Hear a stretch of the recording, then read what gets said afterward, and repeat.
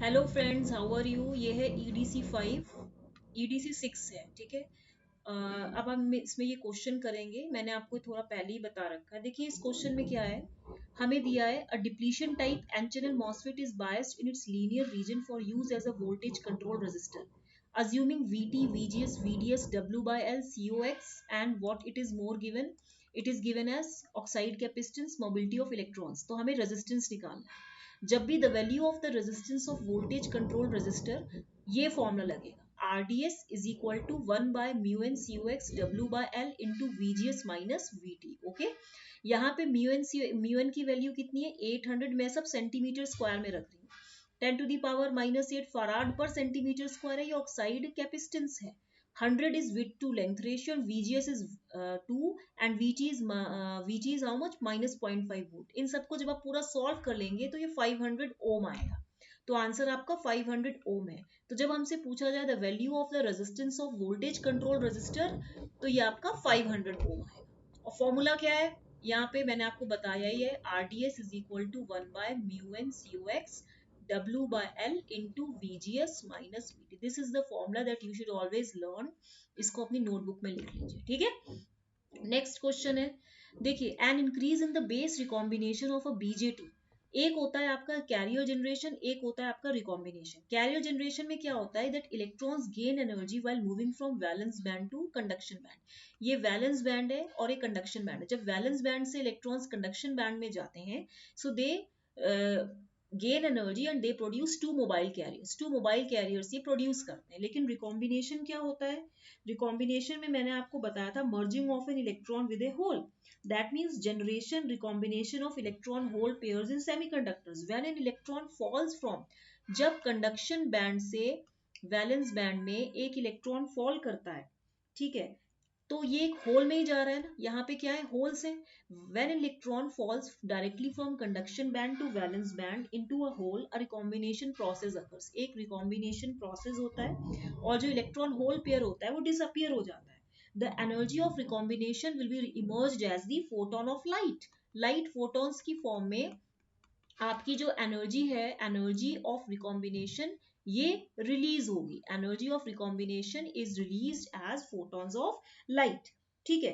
तो ये आपको मालूम होना चाहिए।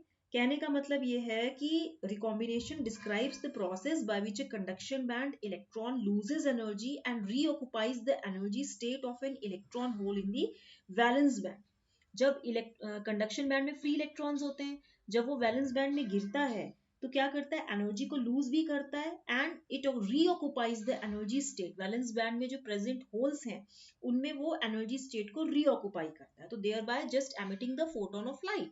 सो an increase in the base recombination of a BJT, increase, बताइए क्या होगा। द कॉमन, देखिए low temperature dry oxidation low energy ion implantation से मतलब नहीं है। इसका राइट आंसर होगा breakdown voltage BVCE। Breakdown voltage क्या होता है, the maximum reverse voltage that can be applied to a PN diode, it is limited by the breakdown। मतलब where there is a rapid rise in the current under reverse bias condition। breakdown का मतलब क्या होता है, जहां पे current का बहुत रैपिडली ग्रोथ हो रही हो, इसी को हम बोलेंगे ना। तो इसमें जैसे इसने बोला है कि rapid increase in current under reverse bias condition, इस केस में आप एक फॉर्मूला याद कर लीजिए, BVCEO is equal to BVCBO divided by beta to the power 1 by n। क्योंकि आपको पता है जब रिकॉम्बिनेशन, जब एनर्जी, जब रिकॉम्बिनेशन आपका इंक्रीज होता है तो क्या होगा, आपका IB इंक्रीज होगा, बेस करंट इंक्रीज होगा, क्योंकि IC is equal to how much, IE minus IB। अब क्योंकि IB इंक्रीज हो रहा है तो IC डिक्रीज होगा ना। जब IC डिक्रीज होगा तो क्या होगा, IC is equal to beta IB, यानी कि जब IC डिक्रीज होगा तो बीटा डिक्रीज होगा, which implies 1 upon beta increase होगा। जब ये इंक्रीज होगा तो BVCO घटेगा। BVCO क्या करेगा इसमें, सॉरी आपका जो बीटा था, हाँ ये 1 बाय बीटा जब बढ़ेगा तो BVCEO, इसने क्या बोला है, and increase in the base recombination of a BJT। हाँ तो इसका होगा increases the breakdown voltage, some problem is there.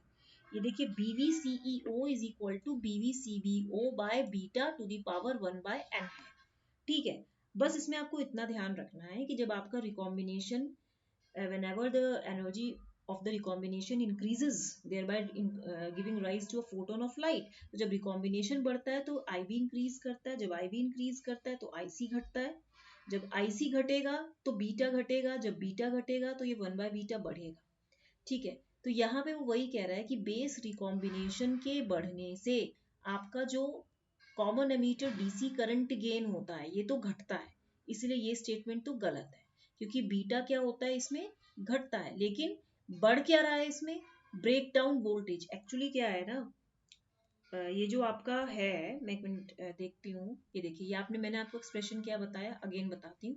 BVCEO is equal to BV breakdown voltage with collector to base open divided by, ये beta है, sorry ये beta already है, 1/n है। तो जब ये जो वैल्यू है, ये जो है इसका, अगर देखा जाए, this BVCEO is inversely proportional to 1/बीटा। जब ये आपका इंक्रीज हो रहा है, सॉरी ये पूरा आपका इंक्रीज हो रहा है ना, ये 1/बीटा आपका इंक्रीज होगा ना, जब ये फैक्टर पूरा आपका इंक्रीज होगा, अगर, क्योंकि बीटा घट रहा है तो आईसी घटेगा ना, जब आईसी घटेगा तो BVCEO आपका बढ़ेगा, यहां से देखो, जब आईसी घटेगा तो BVCEO आपका बढ़ेगा इस रिलेशन से, ठीक है। तो इसीलिए आपका जो आंसर आएगा बी ऑप्शन होगा। नेक्स्ट है, in CMOS technology shallow p well और n well regions can be formed using, देखिए सीधी सी बात है, इस क्वेश्चन में आपको बस इतना याद रखना है कि, क्या याद रखना है इसमें, देखिए सीमॉस क्या होता है, इट कैन बी ऑब्टेन्ड, जो सीमॉस है it can be obtained by integrating NMOS with PMOS transistors, with PMOS, ठीक है, in a single silicon wafer in the over same silicon wafer, same silicon wafer के ऊपर आप NMOS को, और NMOS और पीमॉस को इंटीग्रेट करके आप सीमॉस बनाते हो, कॉम्प्लीमेंट्री मेटल ऑक्साइड सेमीकंडक्टर, यही होता है ना। तो एनवेल टेक्नोलॉजी जो होती है, जो आपकी एनवेल टेक्नोलॉजी होती है, इसमें हम क्या करते हैं, N type well is diffused over P type substrate, और जब हम इसमें पी वेल टेक्नोलॉजी लेते हैं तो इसमें P well is diffused over N substrate, ठीक है। आपने स्टिक डायग्राम पढ़ा होगा।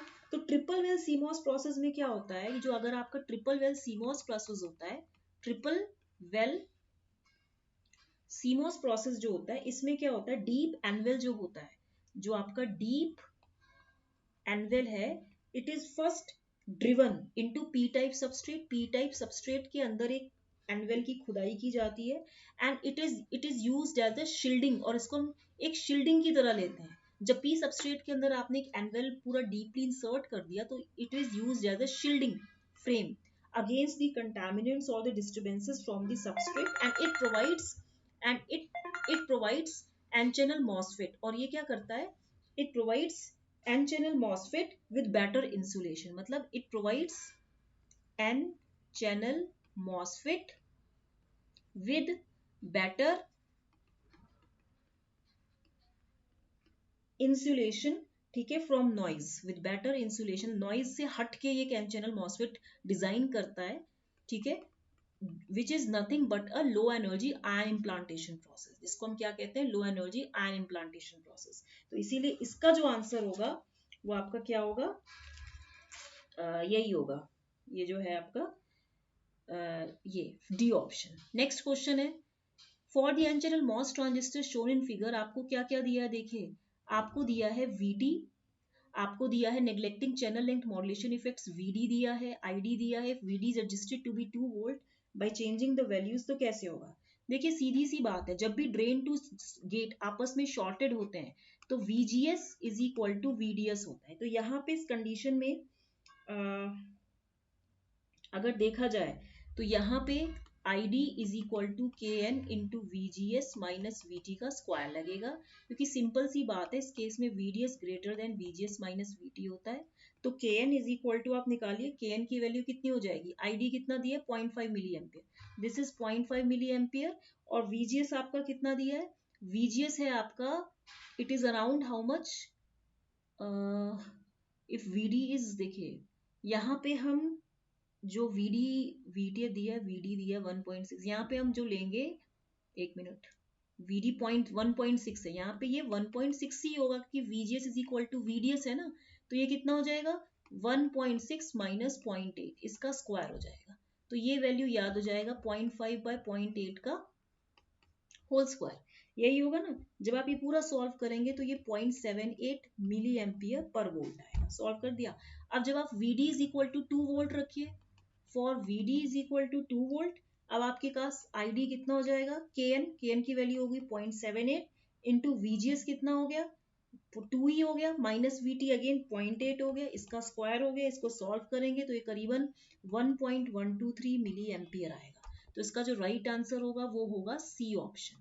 नेक्स्ट है, for the MOSFET shown in the figure the threshold voltage and KN is given. देखिए इस केस में आप देखिए ये क्या है, ये ऊपर वाला पी चैनल ही है, ये ड्रेन, ये भी आपका ड्रेन है, ये गेट है, ये सोर्स है। ये पता नहीं ये मार्कर ऐसा वाला क्यों आ जाता है। देखिए इस केस में आप अगर देखें तो यहाँ पे ID1 is equal to ID2 होगा, क्योंकि both the drain terminals are connected together. Okay, तो ID1 इक्वल टू ID2 होगा and this will be into KN into VGS minus VT का स्क्वायर। तो यहाँ पे इसकी वैल्यू रखिए हाफ म्यू एन COX, ये कितना हो जाएगा W/L, और ये वैल्यू कितनी हो जाएगी VGS माइनस VT का होल स्क्वायर।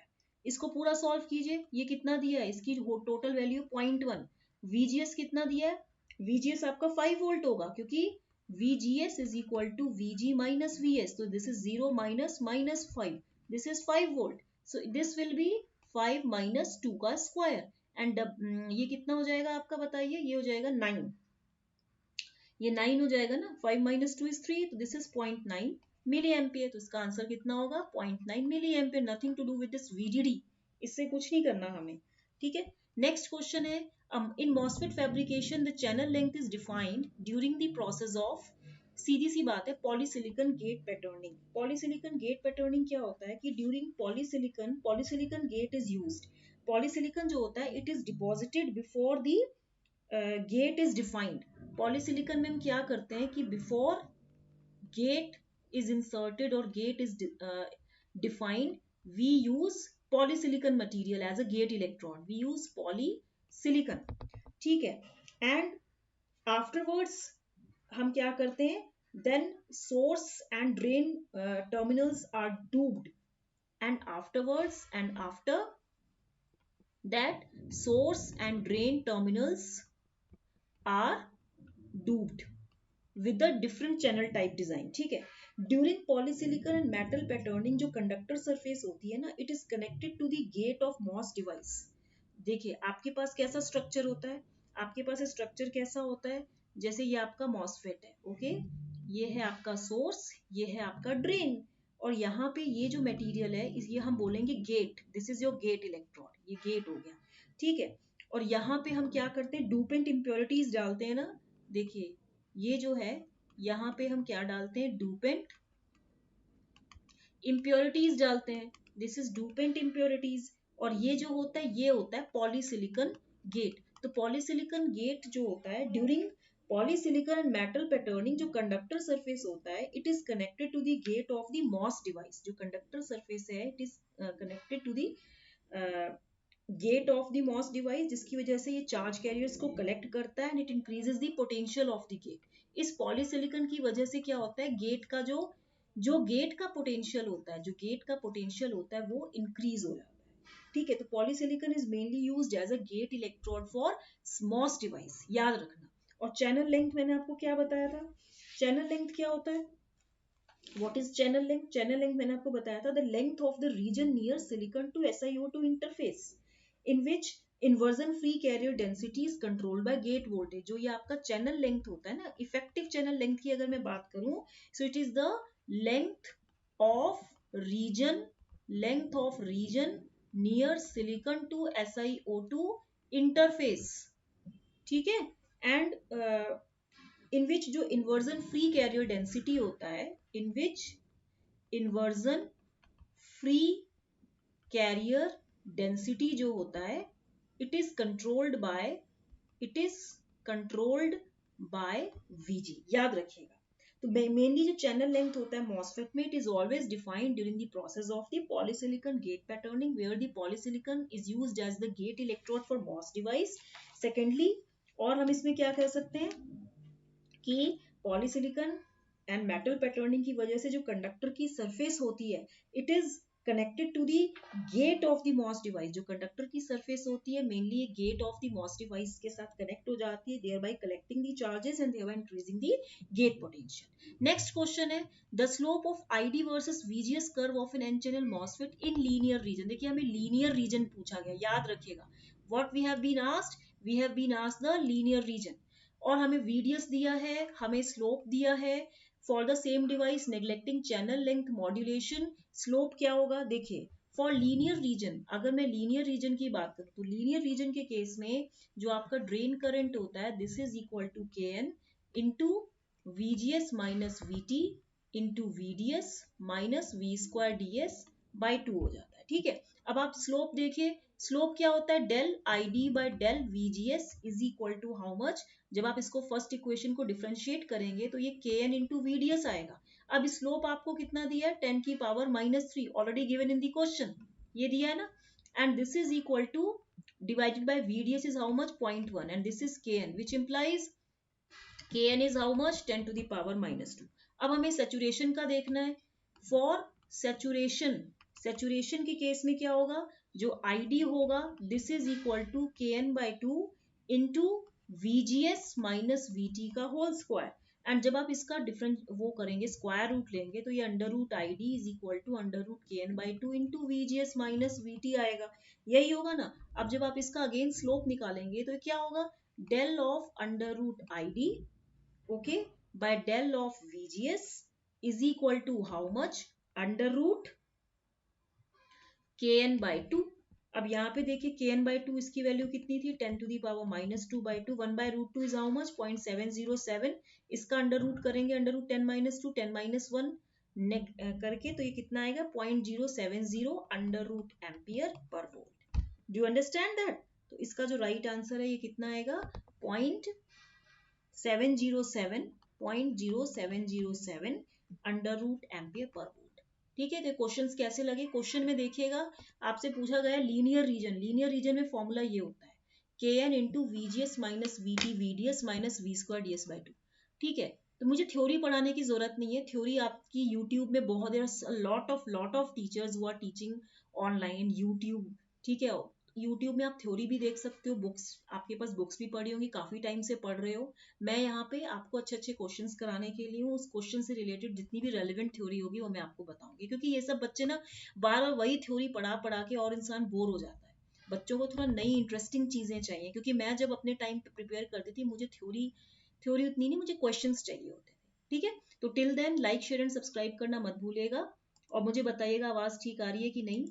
ठीक है, टिल देन गुड बाय।